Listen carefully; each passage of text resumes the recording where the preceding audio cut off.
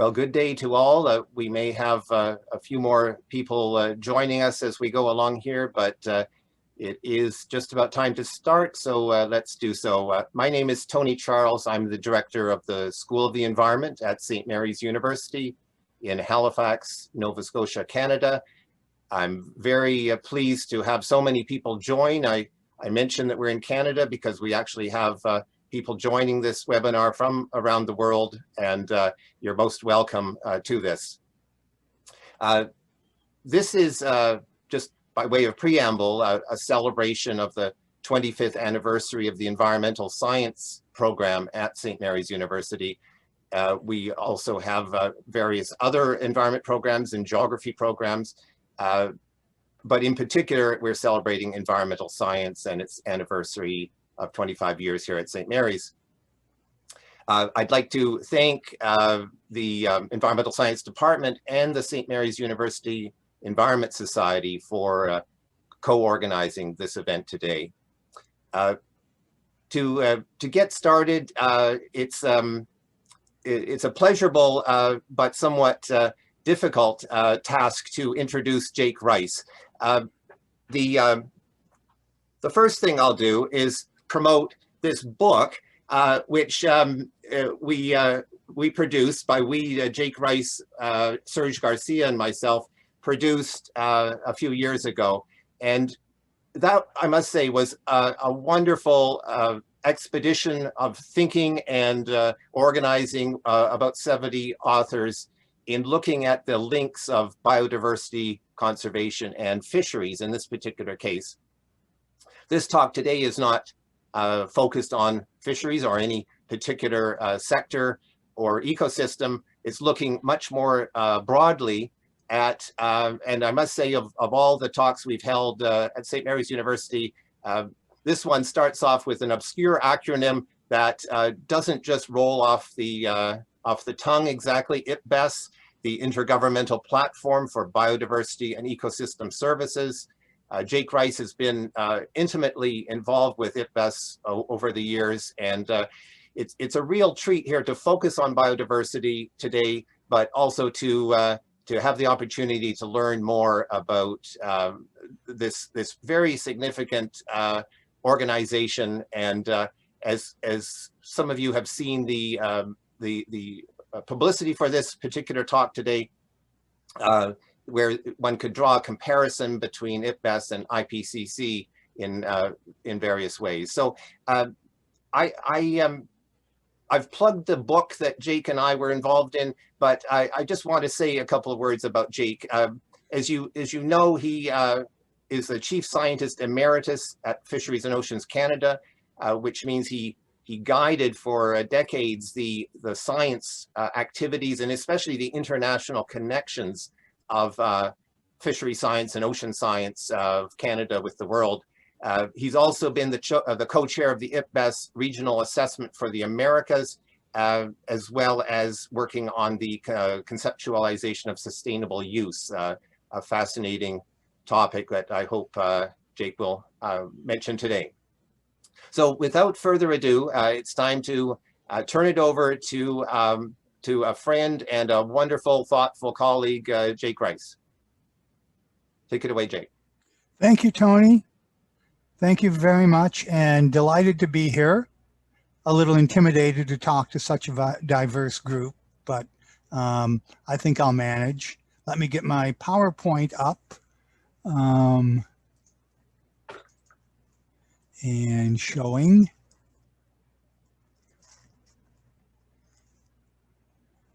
Come on, there we are. Now, the first couple slides show my background in assessment. I'm not doing this to brag or show off. More a matter of, it communicates both the background from which I'm going to be speaking and drawing my inferences, and how long we've been working on this problem of conserving biodiversity, using it sustainably. We've been doing single species assessments. Actually, from the 50s, I became involved early in the 80s. And you can see from the list of contexts that do it. National governments do it. DFO has processes structured to assess status and trends of biodiversity, give advice on it. There's international science bodies, ICES being the leading one. There are corporate interests. The Marine Stewardship Council, the MSC, does assessments. And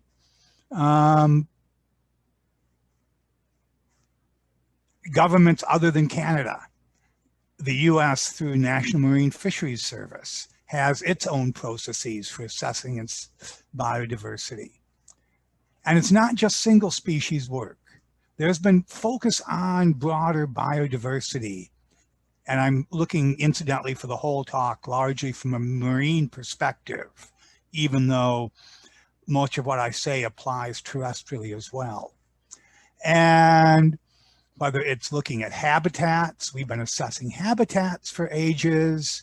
We've been assessing multi-species interactions in the ocean and trying to infer what they mean for sustainable use and conservation for decades, ecosystem impacts of fishing, intergovernmental agencies, not just at the national level, but here's a wide range of intergovernmental assessments that I've been privileged to be part of.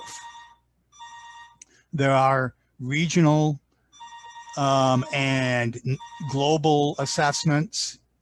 The IPBES being only one of several that have done it. And this diversity of approaches, diversity of themes over more than 40 or 50 years, trying to assess biodiversity, status, trends, pressures on it, give advice on where to go from here, from where we are to improve it. We've been doing it for a long time, for decades, from a wide range of perspectives. Fisheries organizations, conservation organizations, everything in between. And in many kinds of policy and governance settings. And if you go look at our track record, if you come in with a preconception of what you think should be done, you can find it done the right way and the wrong way, successes and failures. But on balance, at the end of the day, as many things, including the IPBES global assessment concluded, we still face a biodiversity crisis. Biodiversity on the planet is being degraded, and it has costs to nature and humanity. And we can't expect after 50 years of doing these kinds of assessments that doing more of them is suddenly going to change this direction. Now, what do I mean by doing more of the same? None of what we've been doing is unreasonable. Assessing the status and trends of single species, multi-species ecosystems. And that means reviewing data, reviewing literature, looking at the drivers of change as well as what's changing. Look at the policy options that are available, the projections, whether they're from models or from expert opinion, on what different policy choices would mean for the future. We've done that, and we've often done that pretty well. We are doing more and more work to integrate individual pieces of these analyses, projections and stuff into coherent, integrated overviews, ecosystem assessments, and giving special attention to charismatic species, threatened species, charismatic habitats, ones that are threatened. All these things we've been doing and doing well. And we've seen trends in how to do this that have happened over change. More integration across science disciplines, bringing biologists and physicists and chemists to work together more. and now finally beginning to bring social scientists and economic scientists into the mix of what we're doing. We're actually doing a lot more of that. We've got much better modeling tools, projection tools, and things now than we did when I started my career as a quantitative ecologist. We're getting better at all those things. And we're getting better at integrating across the ecological, the economic, and the social dimensions of what it means to interact sustainably with biodiversity. We're getting more explicit about setting management objectives, analyzing what trade-offs we have set. We're doing all those things increasingly well, increasingly intensively. And in the 20 teens and go 2020s, we're even acknowledging the importance of multiple knowledge systems in the work we do.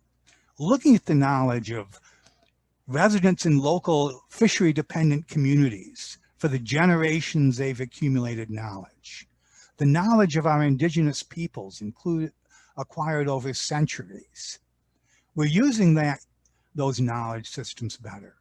We have a new concept of ecosystem services, which has proved to be a real breakthrough in facilitating dialogue about the meaning of nature to humanity.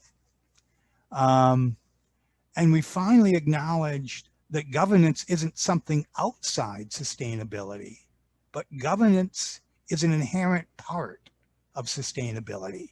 We've made that step. And we're beginning to make the step of acknowledging that one of the outcomes of sustainable use has to be social justice, not just creating wealth and protecting species.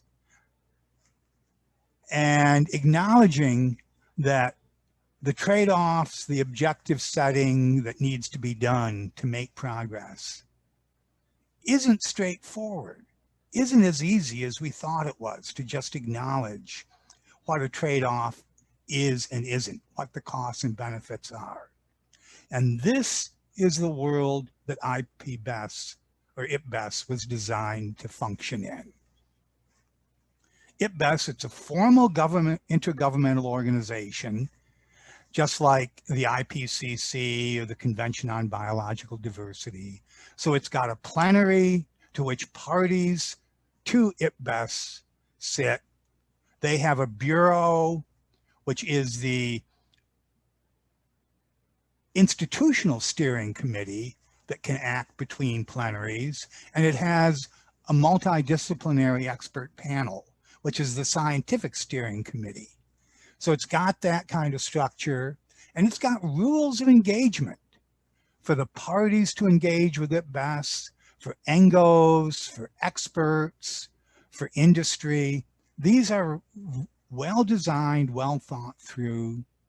It certainly resembles the IPCC because it was veterans of the IPCC assessments that recognized that we needed for the biodiversity crisis a body that functions the way the IPCC functions and has contributed to helping us deal with the climate change crisis.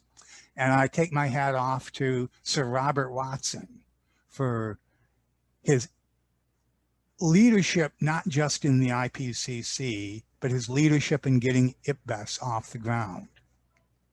IPBES, it's got a consultation process every step of the way in doing assessments. It goes out for review. And every comment received in review has to be responded to in a transparent way. And it again has processes to take the findings, make decisions, and make recommendations for how they're used. So it functions like any other intergovernmental organization, even though it's a little bit younger and its footprint in outcomes isn't as large. What guides the work of the MEP in steering the assessments and the individual assessments are two key papers. that really laid the cornerstones for the IPBES framework. And anyone who's interested in sustainability needs to read both of these papers. The one by Sandra Diaz and a long list of distinguished co-authors laying out the conceptual framework that I'll walk you through in just a minute, and a parallel paper that the conceptual framework paper showed was necessary on how values function within the IPBES framework. And IPBES is getting momentum. It did a trial assessment on the pollinators problem, a well-chosen problem, because there's no question but what pollinators on the planet contribute in many important ways to human well-being. There was widespread evidence that pollinators are a component of biodiversity being reduced, being lost all over the planet. So they tried the framework and the values to see how well you could assess this one focal problem, come up with policy relevant findings and outcomes. And based on the lessons learned, it then did 5 regional assessments. I had the privilege of working with 2 distinguished colleagues, Cristiana Ciasos and Maria Elena Zaccagnini from Brazil and Argentina, respectively, to co-chair the Americas Regional Assessment. There was another for Africa, one for, well, 5 of them all together. And then they were put together in a global synthesis to really scope what's happening to biodiversity regionally and globally. What are the drivers? What are the policy options to address it? And it triggered an increasing number of thematic follow-up assessments to actually explore the issues that were identified in the process, in the outcomes and findings of the regional assessments and global synthesis. One of them being the sustainable use assessment that Tony mentioned. I'm one of the co-chapter leads for the chapter on conceptualizing sustainable use. Now, the IPBES conceptual framework, it looks a lot like anybody's conceptual framework, in the sense, any organization's conceptual framework. It has a bunch of boxes, a bunch of arrows, and a bunch of abstract labels. And it's very meaningful to people who are familiar with it, and it looks like a puzzle to people who've never seen it before. In the slides that follow, I'll talk you through what those boxes actually mean. But it really shows that you have nature connected to, yes, nature here, human well-being here, and they're connected by the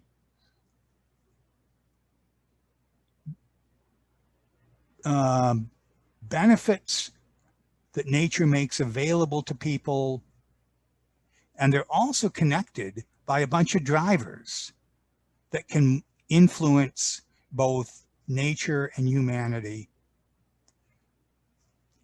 And both the drivers and the ways that nature contributes to human well-being are mediated by both the institutions, the governance models and things like that, who have many ways to regulate or influence all of those flows, and what they call the anthropogenic assets, which are things like the knowledge you build up, the infrastructure you build up to allow this central box, these institutions and governance processes to function effectively. This is the framework within which you do assessments. And what makes the IPBES conceptual framework so special is that it requires you to deal with the whole framework together, not extract little pieces, treat them in isolation, and then wait for someone else to pick up the pieces and carry them forward. And it's designed to function on multiple scales of space and time, and in doing any and all of its tasks. Now, what do some of these boxes really mean?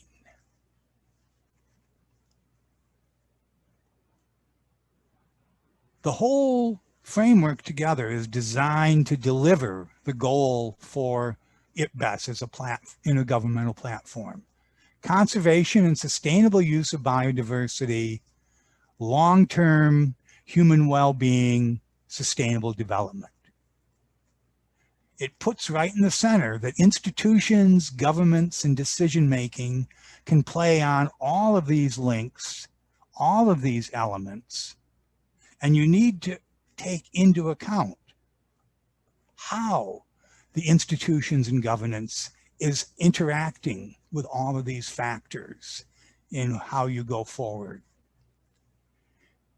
It explicitly includes all the diversity of knowledge systems in nature, where you see in the different color fonts the way that nature may be explained and conceptualized in science framework, in the framework of indigenous cultures, in the perceptions, the conceptual views of local communities. Again, in how the states of nature and what nature makes available, what some cultures call nature's gifts to people, contribute to human well-being, and even human well-being defined in multiple cultural ways. These are all captured in the framework.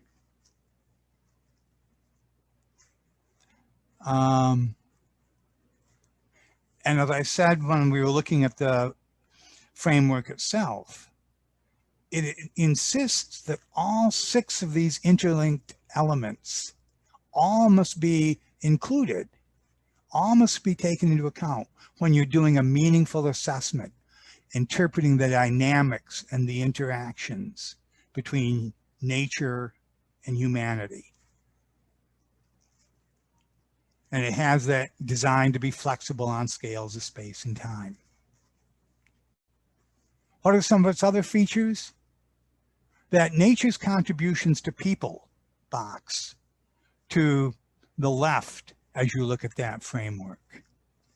You can talk about ecosystem goods and services in a Western science and economics-based framework. And that's a way to talk about what nature contributes to human well-being. But you can talk about nature's gifts to people. You can talk about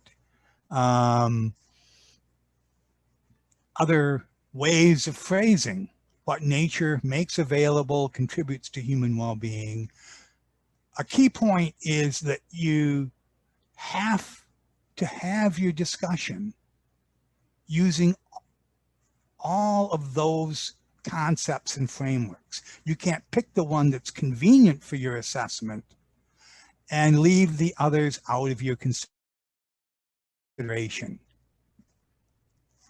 And it also acknowledges that individual things about nature can make both positive and negative contributions to human well-being, and sometimes the same attributes of nature can make positive or less than positive contributions depending on your perspective, your interpretation of what human well-being is. But above all, nature's contributions to people in these frameworks, they're an intrinsic part of nature. I'm sorry, the nature's contributions to people are separate from the intrinsic value of nature, which within the framework is inherent in nature itself. It's not available for humans to put values on. Nature puts the values on biodiversity. On the right side of that conceptual framework, you have the drivers, all the factors that can directly affect the transfer of changes in nature to changes in human well-being, or change the rates of flow around the components of the conceptual framework. And they can be natural processes. They're part of an IPBES assessment. Extreme weather events, ocean circulation patterns, all these things can be drivers of the flow, drivers of nature, drivers of human well-being, and drivers of the links between nature and human well-being. And it can include consequences of choices intentionally made about it, or consequences of human choices like release of pollutants, climate change, that weren't intended to link nature and humanity, but nevertheless do. These are separate from the box which has the institutional, governance, and indirect drivers, because that's how societies, how cultures organize themselves to make decisions about what they want the direct drivers to be: stronger, weaker, function in a different way. And the anthropological assets of knowledge, built infrastructure to facilitate institutions and governance in doing their jobs. If you're doing an IPBES assessment, you're having all of these discussions.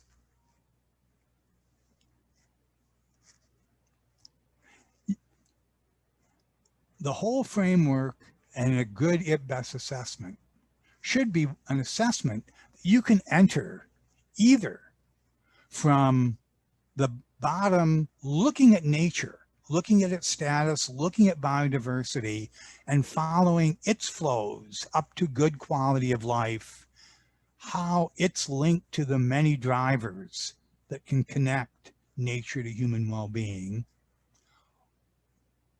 Or you can look at it from the perspective of human well-being and see how you can use drivers, what contributions nature makes to your well-being that you need more of, less of, trends in biodiversity that are concerning and may affect your well-being.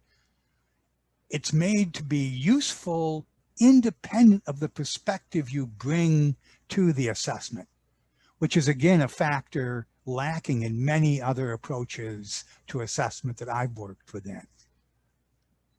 It really maps the multiple pathways of interconnection between nature and human well-being, rather than picking a single pathway and saying, this is how we're going to analyze relationships. It insists, requires you to look at the multiplicity of flows, not the one the individual assessors or users prefer. And putting institutions, infrastructure, and knowledge at the heart, interacting with all the outer boxes.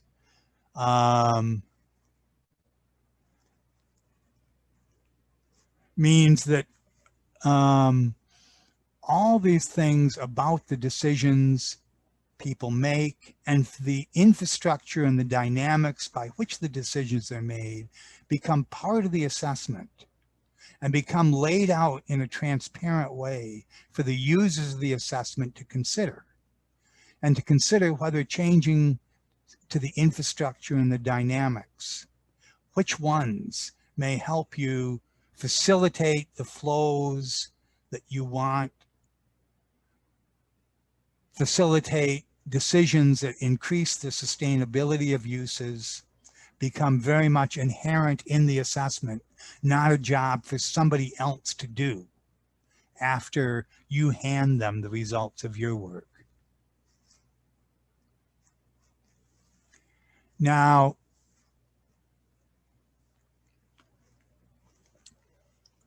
within this framework, it's been easy to talk about institutions can do this, nature provides this, human well-being depends on this.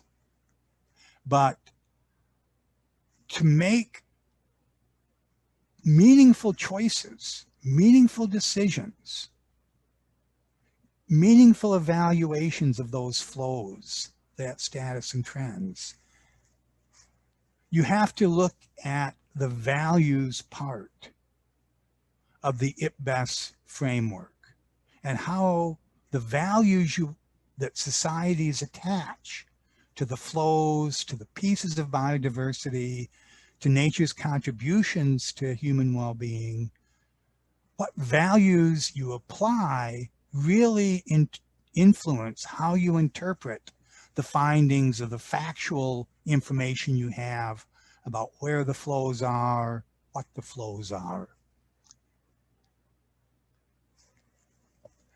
And it's the values paper that is turning out to be one of the really major breakthroughs to me in the IPBES framework.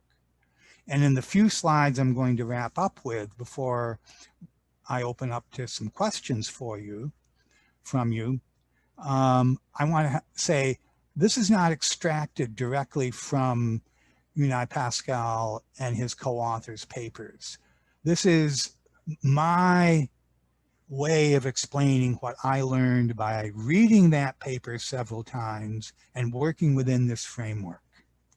And if we sit back and think about it, if we look historically, cultures thrive, cultures improve their status and well-being when they learn better and better how to use sustainably those things that the biodiversity in which they're immersed make available to them and that they can use for their well-being. The better stewards they are of nature, the better their cultures thrive.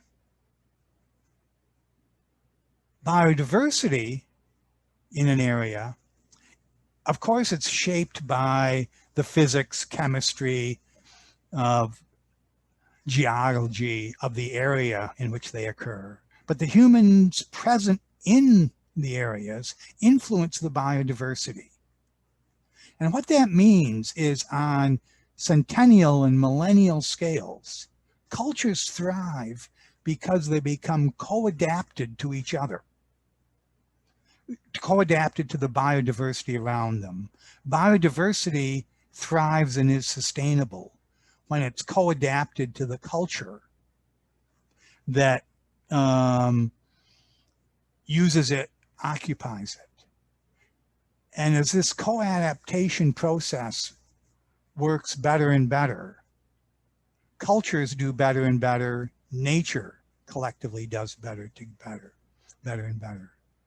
And the values that a culture evolves and adopts, not consciously, they don't have a forum to sit down and say, let's decide what values we have. The values emerge from the co-adaptation. So their value system are the values that, by being applied, keep their relationship with nature sustainable.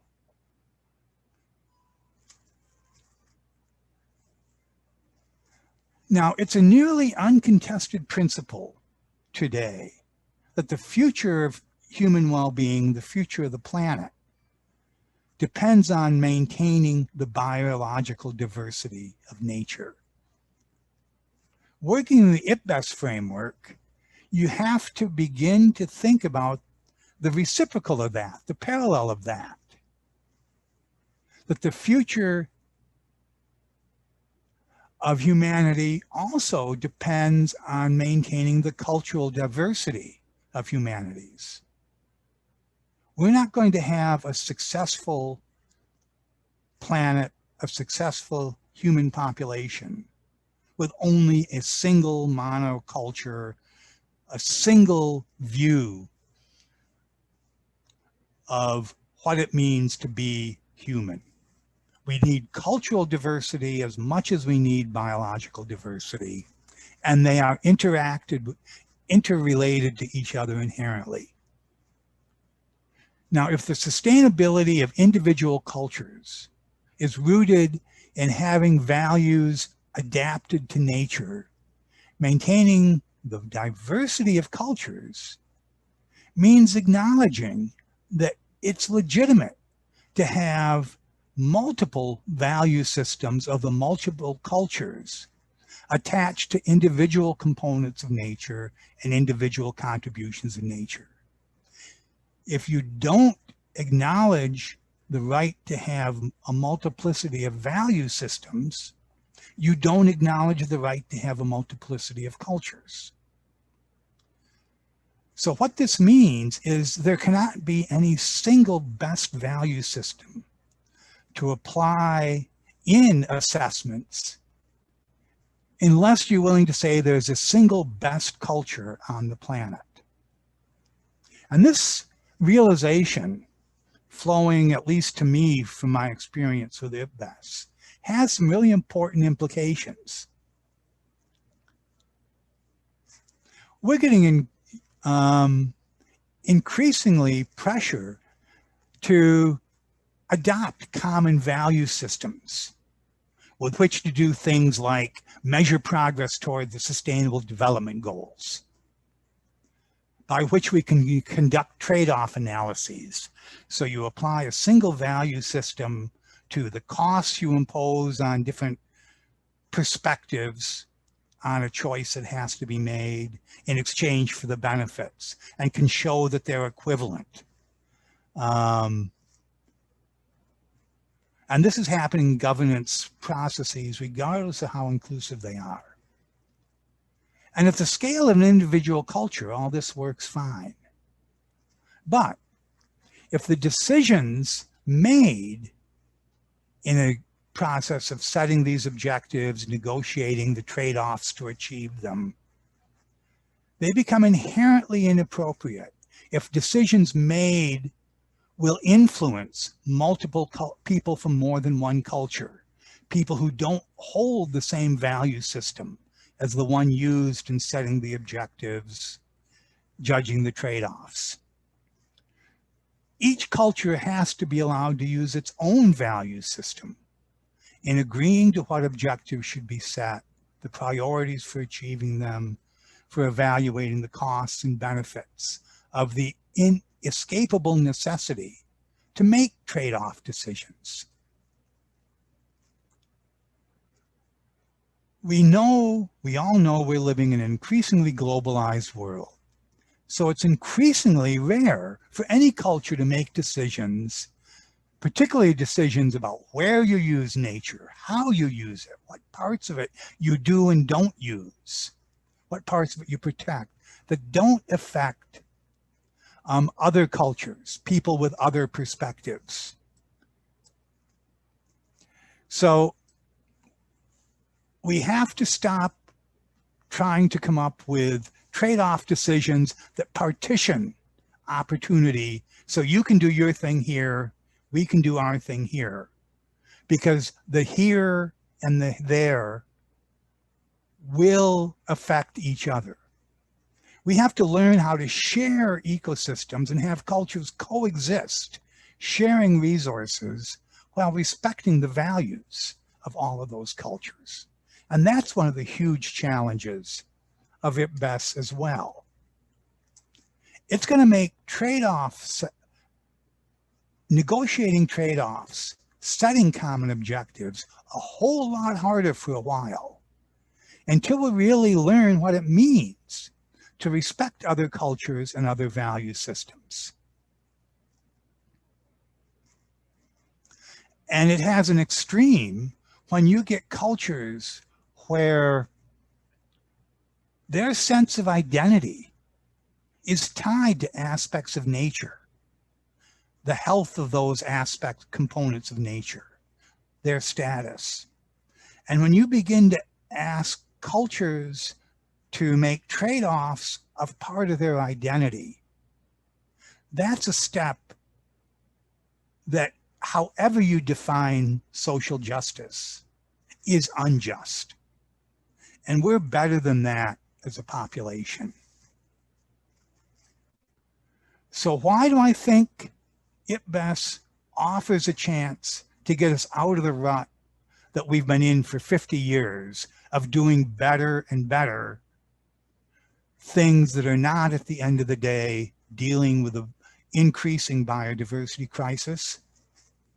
Because it's going to give us a better idea of what really constitutes a success.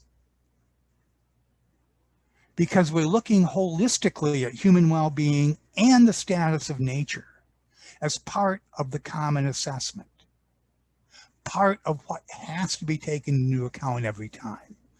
And if success is not localized to a piece of the framework, it's a success when the whole framework is healthy. It's going to make us much better at looking over the candidate reasons why we may be making inadequate progress on affecting the flows from nature to people, the impacts of people on biodiversity. Because you have the assessments insisting that you look at the full framework. You can't just pick one that you're interested in, do it, put it on the table and say, now go make decisions based on this piece of the whole. And by doing a better job of diagnosing where the impediments to progress are, where the discrepancies in what people are striving to do are difficult in getting cultures, multiple cultures interacting with the same parts of nature, pulling in different directions. Diagnosing that better gives you a greater likelihood of finding some pathways that all the different cultures, all the different value systems may be willing to at least start on a journey together, to learn to work together.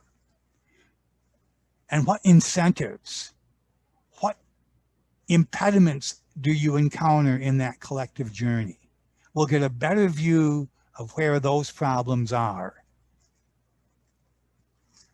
And as we make what I call the processes of ocean governance, but they're just as much the processes of terrestrial governance, increasingly inclusive, you give them one assessment that they can all work with, one factual framework that you can all start from, rather than each group bringing to the table its own assessment, its own description of the problem, consistent with their perception of what's valuable, their perception of what's expendable about nature. So that's why I think the IPBES approach to doing the work that I've been doing for over 40 years is going to open some pathways, present some opportunities that I have come to the conclusion more business as usual will not give to us. So thanks for your attention. Apologies if I went through this too quickly, but this is what the questions and discussion period we have left gives you a chance to deal with. Tony, back to you.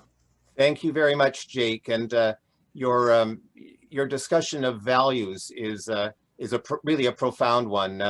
Here at St. Mary's University, we're located in Halifax, which is located in Nova Scotia, and the entirety of Nova Scotia is part of Mi'kma'ki, the ancestral lands of the Mi'kmaq, the Lenape.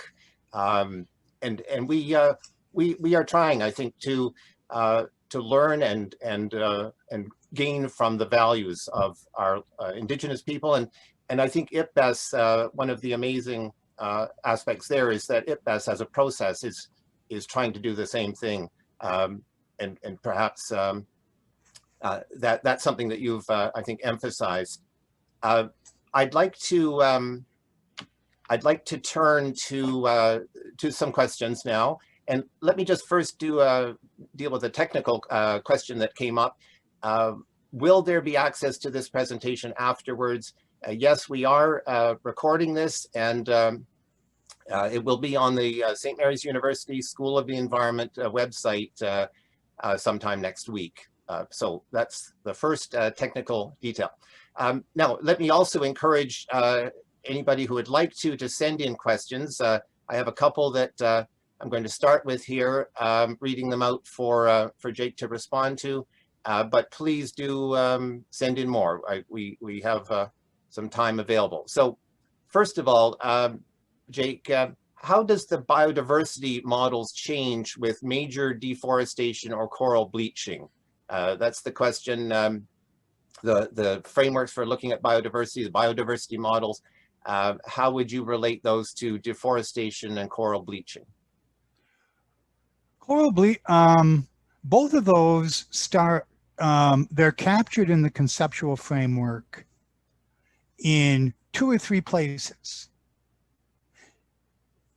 One of them, of course, is in the box that is nature. Simply the change in forestation is a change in nature.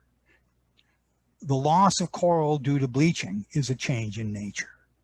The causes of it get captured in the drivers.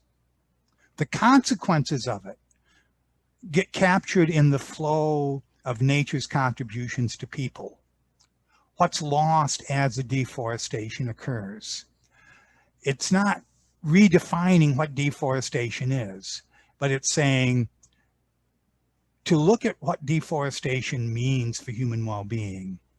These are the things you need to take into account. And it even puts in the center, these are the institutions, these are the decisions that have led to the deforestation.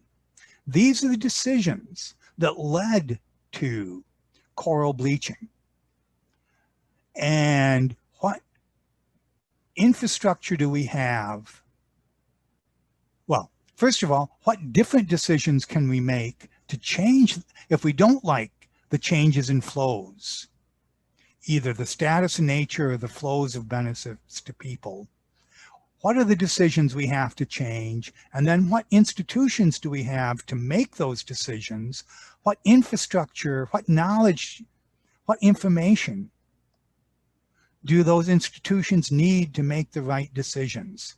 It simply gives you a framework that makes you discuss the whole question, not take a piece of it and try to wave that like a flag that's going to mobilize everyone. When sometimes you find out after you've tried to fix one problem, you've simply made another problem worse.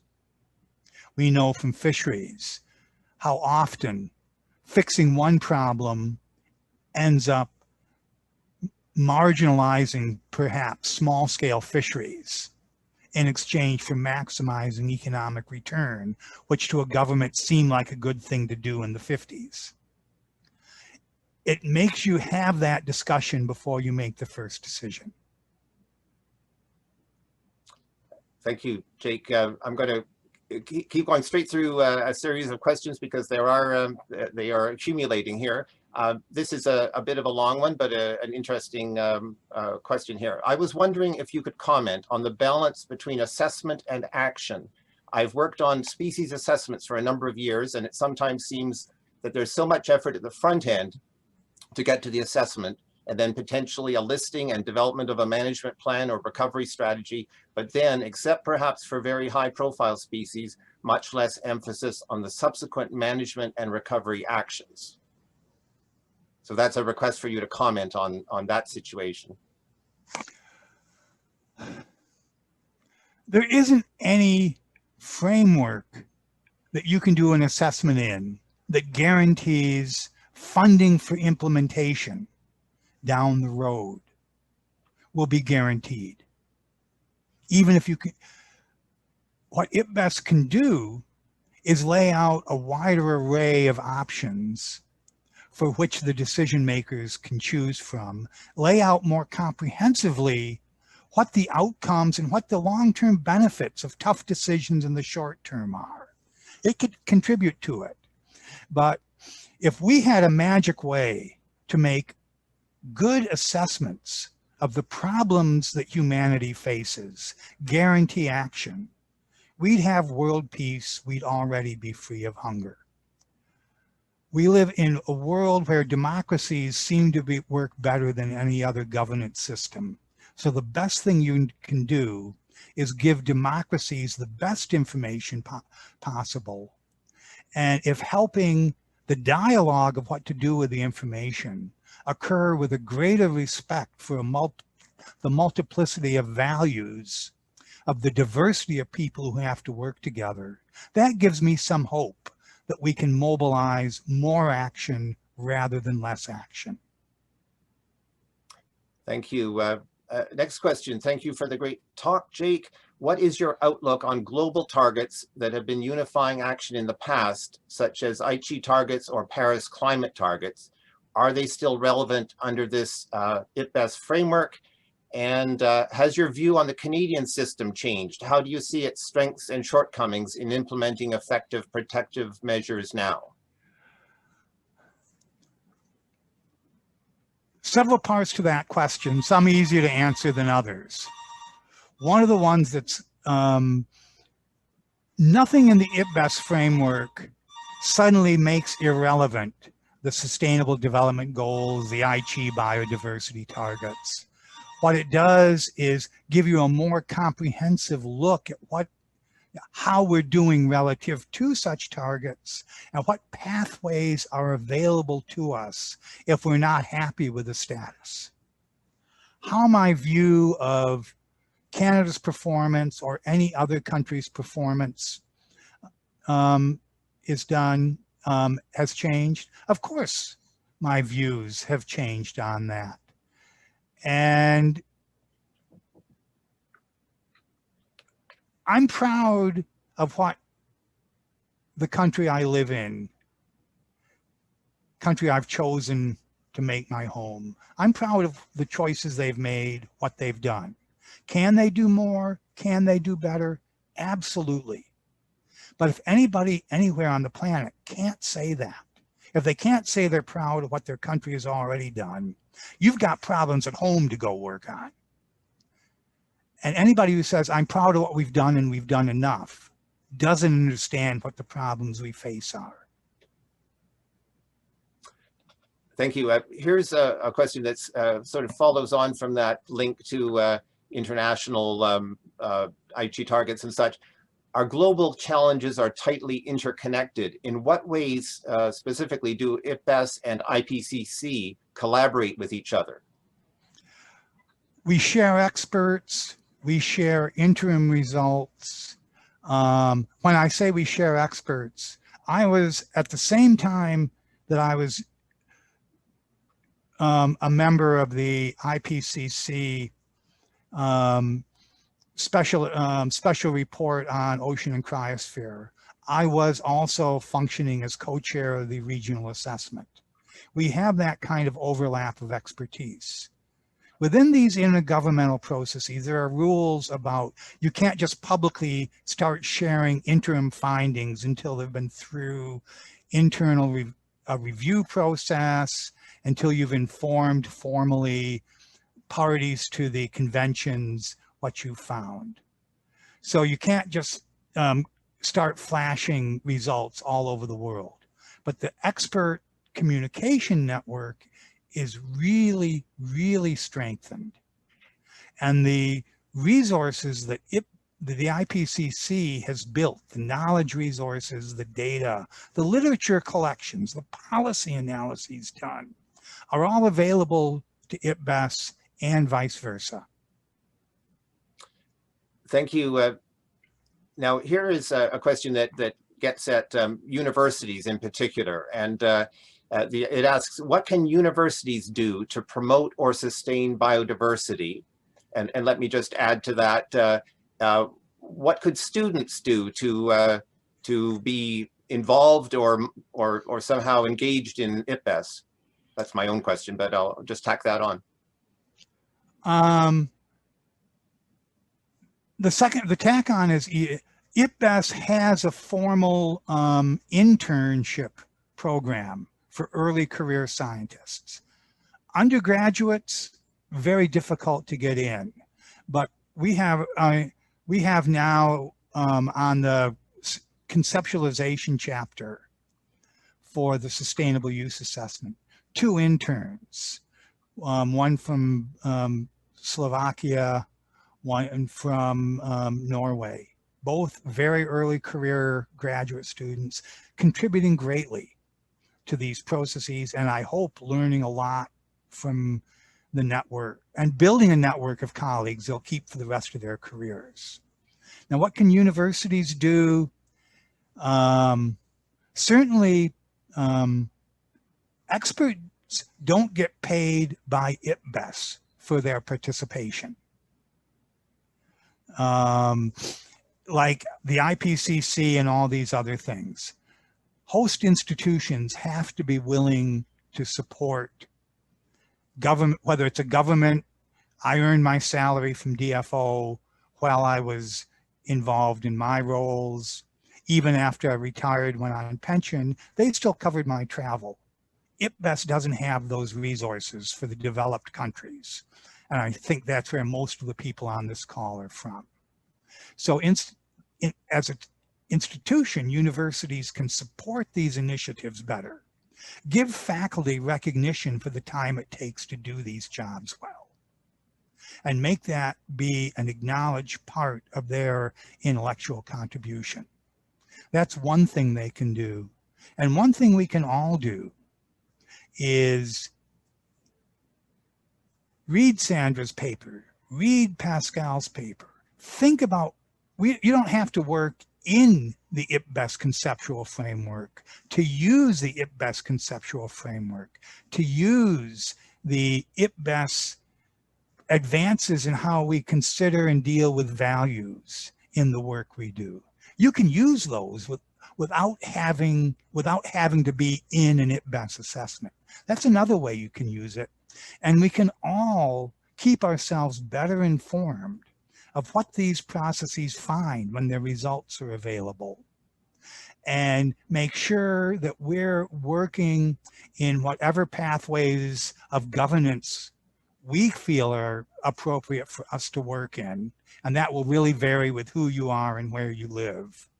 But work within your governance models to use the knowledge that these processes make available. Because decisions without knowledge, you have no reason to expect them to be good decisions. That, if I can editorialize, is a very good point. I'm going to ask you one more question, Jake, and there's no real reason that we have to finish in a minute, but just to keep to that kind of standard 1 hour idea, I'll just ask you one more question. But let me just say there were a few other questions, and I will be passing these on to Jake, and there may be a way that that we can get some responses on that School of the Environment, St. Mary's University School of the Environment website. So here's the last question for today, and it's a very easy one that I'm sure you can very quickly answer. How can we numerically include cultural values in decision-making models? We shouldn't even try. I mean, trying to quantify how much a culture is worth is an inappropriate question to even start to discuss. Any culture, I mean, there are values cultures can have that go contrary to social justice, contrary to morality, values that are related to racial supremacy, values that are related to gender inferiority. Those values, you didn't need an IPBES process to know, even if there is no best set of values to use. That doesn't mean there aren't wrong values to use. And there are sources other than IPBES that you can go to if you're interested in what kinds of values, if everybody adopted them, would lead to a worse world than a better one. We know those kinds of values, and we can do things to make them have less and less influence over decision making.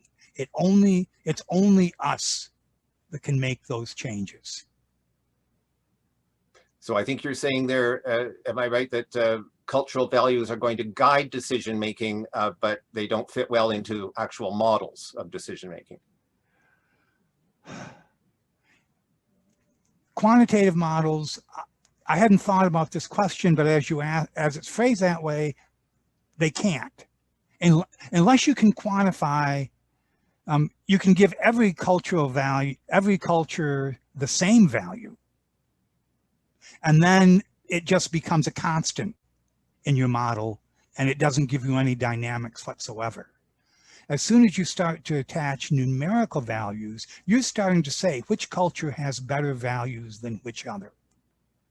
And that's a swamp in which I choose not to walk. I'm quite happy walking in the high ground of saying, this is a value no culture should have. No culture should have inferiority of any race as a foundational principle. No culture should have gender discrimination as a foundation. I'm willing to make comments like that, but that is to say those values have a value of 0 in any model. And that's also not very helpful dynamically.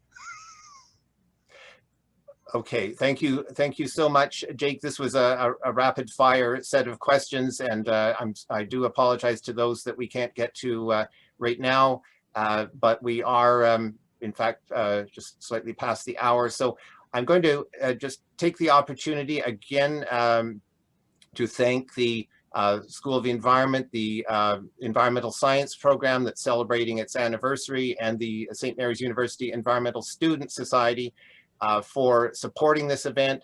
I want to thank Jake Rice for a really stimulating talk, and I can see from the Q&A, Jake, that many people share that assessment of the nature of this interesting talk.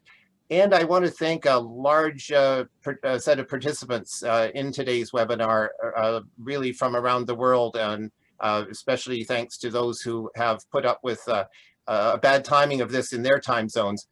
But it's much appreciated, all this attendance. So thank you, and Jake, especially to you, thank you. Thanks everybody for your patience and listening. And goodbye to all.